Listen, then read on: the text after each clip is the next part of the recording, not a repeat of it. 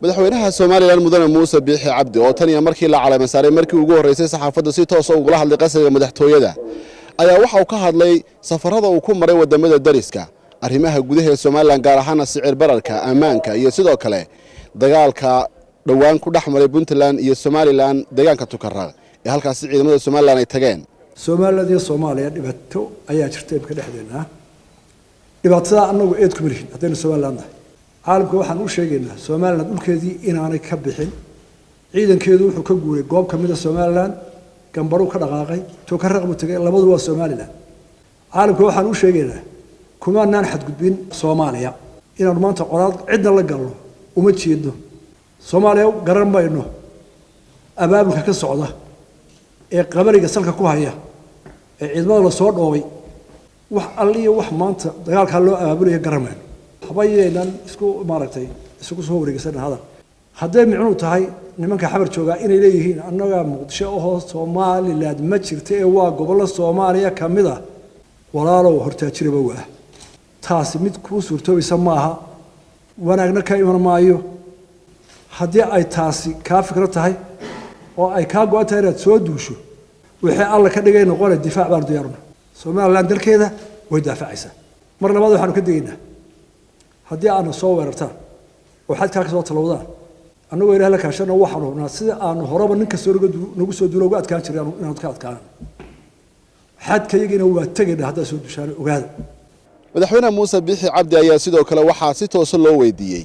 bal inay jiraan wada hadal toos oo dhaxmaray isaga iyo sidoo kale madaxweynaha Puntland Cabdiwali Maxamed Cali Gaas ma waxa in badan oo kala dab qaaday qoladan hay'ado badan iyo ambassador badan baa isaga la hadlaanayaan waxaan isku afgaran laanahay anigu waxaan taaganahay Cabdiwali muxuu ka rabaa Tukarraq anigu xadkii Soomaaliland baan taaganahay oo 7 kilomitir hadhay isna wuxuu taagan yahay maxaa Tukarraq loo yimi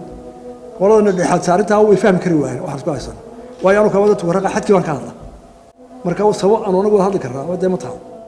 in badan baa loo kala dab qaado hadal telefoon walba ila soo way horta ha ogolaado inay Soomaaliland jirto xadkii Soomaaliland isugu ku jiro oo 7 kilomitir hadhay isna wuxuu taagan yahay Tukarraq waa Puntland marka baan ku hadal ma joogo sidoo kale madaxweynuhu waxa uu markii ugu horeysay sheegay in loo kala dab qaaday isaga iyo mas'uuliyiinta Soomaaliya gaar ahaan madaxweynaha dawladda federaalka Maxamed Cabdullaahi Farmaajo telefoonka war loo kala dab qaaday anagu ma hadal waxa weeyaan dadku wax wada markay ku heshiiyaan nuxurka laga wada hadlayo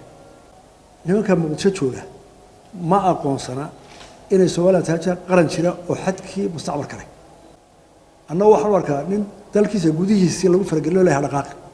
qolada ajnabiga mar walba waxay taagaysaa de Soomaaliya sharci mid ka dhigaya de midkii wanagi burburay diidnay qaran kale dhisan marka wari waa jira dabaad qolada isna wuxuu heshiisku u sheegay Farmaajo anna aan labada qolob balan qaaday oo kiit ninkii UN ka dhixay aanu balan qaaday in aan wada hadalno oo nala dhexdhexaadiyo oo qadiyada Soomaaliya Soomaaliland ka dhaxaysa laga wada hadlo sidoo kale madaxweynaha Soomaaliland ayaa waxa uu ka marakacay inay Soomaaliland ku jirto xaalad ciriiriya gaar ahaan dhinaca sicir bararka iyo sidoo kale abaaraha waxaana uu sheegay in 2 maalmood ama 3 maalmood gudahood wixii ka dambeeya ay xukuumaddu soo saari doonto go'aan arintaasi ku saabsan ummadda Soomaaliland laga sugaysa hadaan xukuumadana waa sicir bararka maana ka seexan waa nagu cuslaatay way taf dheeraatay waxaan u baahanahay qorsho aan soo noqonin oo qalad ahayn oo laab ka ahayn laga bogtay cidda khusayso dham ka wada hadashay inagana waxaynu wajin shicbahan dhibaatada dhaqaalaha ee haysta inaynu guddigiis sameeyno oo ugu yaraan aynu yarayno waxyaalaha faahaysiga ee qaadku koobkay 500 milyan oo dollar ilaa 700 milyan baynu ku bixinaa qaadka sanadkii dawaan yaray kara qof waliba soo qaam kara barbarka maanta labada shay soo socda shay wax naga soo bixi madaxweyne Biixi sidoo kale waxa wax laga weydiiyay safaradii ku tagay wadamada dariska isagoo sheegay inuu ka codsaday wadamada Itoobiya iyo Djibouti inay ka garnaqaan arinta Soomaaliland iyo Soomaaliya u dhaxaysa waxaana uu sheegay dalalkaasi inay garowsadeen labadaba wada hadal wanaagsan baa dhex maray Soomaaliland waxay u baahan tahay garteeda in la horgeeyo igad iyo AU-da idinka jaaran oo xogaara garteeda hana loo qaado Soomaaliland lagu amaano dimuqraadiyad iyo nabadgelyo haysa waxay u baahan tahay in lagu abaalmariyo lagu amaano ma baahna waxaan ku codsanay garteeda in la qaado Afrika iyo la gooyo waan ku xoojinay aad baan isku afgaranay waananu ka sugaynaa. mar kale ayaa waxaa wax laga weydiiyey arrimaha ku saabsan sidii dalka uu u midayn lahaa maadaama waddanka ay doorashadii uu ku soo baxay ay si weyn u kala qaybisay. waxaa laga dhaariyey inaan dalka oo dhan madaxweyne u ahay oo xisbigii soo saaray iyo kii doortay iyo kii aan doorba aanu simanahay mas-uuliyaddaas anay saarinta waa inaan fuliyaa waana fulinayaa bini aadam baan ahay haddii aan gaafo toosin baa laygu leeyay waxaan u soo jeedinayaa dadka aan siyaasadda sharcigu u siinin inay axsaab noqdaan ama af ummadeed ay ku hadlaan inaanay siyaasadda ka abuurin wax aan jirin ee dad waayeela oo nabad laga filayo iyaga kuwa horseeda iyo midnimada ay tahay ku hadlayaan aakhiradooda iyo adduunkooda midna uma wanaagsana mujtamacuna uma wanaagsana xisbigana kagama wakiilaha xukuumadda kagama wakiilaha waa inay wanaajiyaan waxay ummadda dhexdeeda gudbinayaan intaa u dhaafi maayo odayaasha. saxaafadda ayaa sidoo kale madaxweynaha waxay weydiisay wararka sheegaya inuu albaabada ka xidhay talada xisbiyada mucaaradka. axsaabtana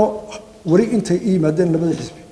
ama publicly ama midiha imay soo mareen ama toos intay yimaadeen imay oran waxay xasan laga yar ka tabanaa xabad gariigil baan madaxa dhuye laakiin ashxaasta suuqa ka hadlaysa iyo kuwaasi aanu uma jawaabi karo. dhanka kale madaxweynaha Soomaaliland waxa uu amaanay saxaafadda oo uu ku tilmaamay inay yihiin mutadawiciin waxaana uu sheegay xukuumaddiisu inay mar walba ka shaqaynayso sidii xiriir fiican ay ula yeelan lahayd bahda warbaahinta. saxaafadda iyo annagu isku shaqaana shaqadana way isku xirantay siyaasadda iyo hogaaminta dalka iyo xukuumadda socon kara mayso saxaafadda xil weyn baa haysaan awoodda afraad baa noqoteen wixii badmadooda dhexdeeda cabasho soo galan inaynu isu nimaadno ka wada hadlayno saxaanina ogola intaa diyaar baan loo dhahay qaranka hawsha oo haysaan ee weliba dhaqaalaha yar ee ku dhibaataysnay imaanu idin ognahay mutadawiciin baa marka xaggaa loo eego dalkooda u shaqaynaya waad ii qirayataa waad ku garab garaynataa. cabdishakuur day maxamed Hon Cable TV Hargeysa.